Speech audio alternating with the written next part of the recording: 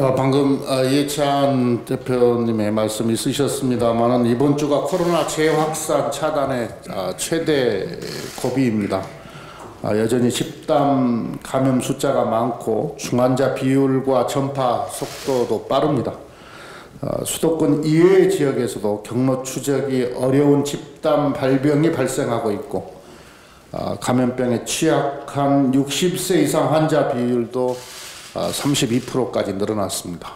지금 확산세를 차단하지 못하면 일상이 멈출 수밖에 없습니다. 전광훈의 방역 방해 행위를 엄단해야 합니다. 사랑제일교회와 광화문 집회에서 시작된 코로나 집단 감염이 사회적 재난 수준으로 악화됐습니다. 그런데도 전광훈은 반성과 참여는커녕 방역 방해 행위를 일삼고 있습니다. 전광훈은 특정 정당에 대한 지지를 호소한 혐의로 구속됐다가 지난 4월에 보석으로 풀려났습니다. 법원의 보석 조건은 사건 관계자와 연락과 접촉을 금지하고 위법한 일체 집회나 시위에 참가해서는 안 된다는 것이었습니다. 그런데 전광훈이 8월 15일 광화문 집회 이전에도 보석 조건을 위반하고 있었다는 정황들이 있습니다.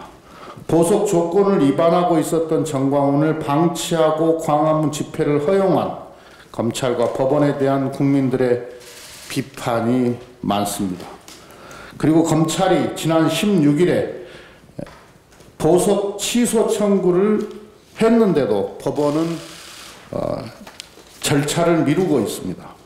보석 조건을 위반하고 방역 방해 행위를 일삼는 전광훈에 대해 법원이 신속한 판단을 내릴 것을 촉구합니다. 고의적인 방역 방해 행위에 대해서는 엄정한 사법 처리가 필요합니다. 확진자가 동선을 숨기고 휴대전화 번호조차 허위로 제출하면서 방역을 방해하고 있습니다.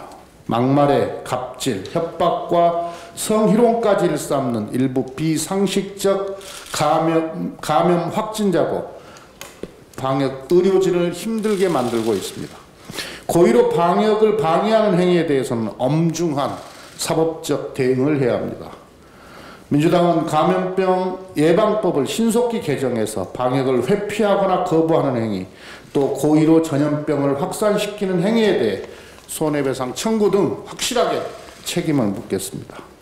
국민의 안전을 위협하는 방역 방해 행위에 대한 처벌은 어떠한 예외도 두지 않겠습니다.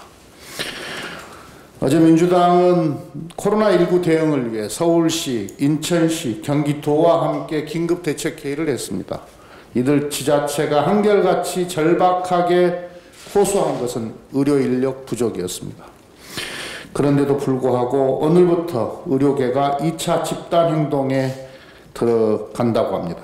코로나19 재확산 때문에 의료 인력이 부족한데 의료인들이 집단 휴진을 하는 것은 어떠한 이유로도 정당화될 수 없습니다. 진료 공백이 초래되고 환자들의 피해가 발생할 것이 불보듯 자명하기 때문입니다. 정부는 인내하고 있고 또 많은 대화 노력을 기울였습니다. 그리고 합의에 이르렀음에도 불구하고 비상시국인 상황에서 의료계 지도부가 다른 의도를 가지고 집단 행동을 강행한다면 우리 국민들께서 좌시하지 않을 것입니다. 지금 의료진이 있어야 할 곳은 진료 현장이고 방역 일선입니다. 정부가 수도권 전공의 전임의에게 업무 개심 명령을 발동했습니다. 의료계는 집단 행동을 철회하고 즉각 환자들의 곁으로 돌아가 주시기를 바랍니다. 의료계가 무책임한 집단 행동을 강행한다면 정부는 국민의 안전과 공공의 안녕을 위해 법과 원칙에 따라 엄중하게 책임을 물어야 합니다. 국민의 생명과 안전을 볼모로 한 위험천만한 집단 행동에 대해서는 어떠한 관용도 없어야 한다는 점도 거듭 강조합니다. 제8호 태풍 바비가 역대급 강풍을 몰고 북상하고 있습니다. 어젯밤부터 제주도에 태풍 경보가 발령됐고 오늘 밤과 내일 새벽 한반도에 상륙할 것으로 예측되고 있습니다. 특히 이번 태풍의 강도는 2003년 큰 피해를 안겼던 태풍 매미 수준까지 성장할 전망입니다. 정부는 태풍 위기경보 단계를 경계로 높이고 중대보험 비상 단계를 2단계로 상향했습니다. 철저한 대비만이 피해를 줄일 수 있습니다.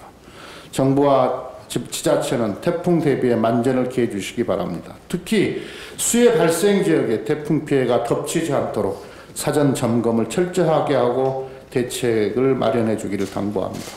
추석을 앞두고 농작물 피해를 최소화하기 위한 노력도 절실합니다. 민주당은 원내에 설치된 재난상황실을 중심으로 실시간으로 태풍 상황을 점검하고 피해 최소화를 위해 정부와 적극 협력하겠습니다. 이상입니다.